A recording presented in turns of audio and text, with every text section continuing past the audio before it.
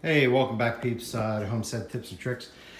Today we're working on remodeling the pop-up camper. So we got rid of this really outdated 1990 curtains, and the problem we had was how we get new curtains up onto the plastic track. So came up with this. I can give credit to the wife for her ingenious idea on this one.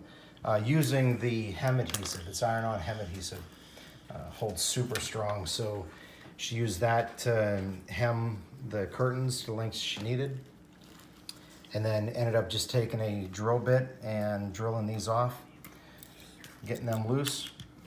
And then how we did it, we did secured in one of two ways. One, we just took the tracking and she used the iron-on hem adhesive, and it held like steel, really strong.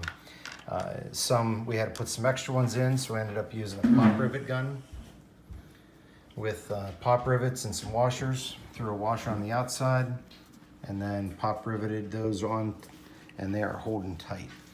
So that was our trick. They're holding for now. We sell it, next person's problem.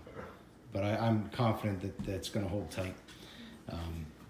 Remember, like and subscribe, and smash that like button.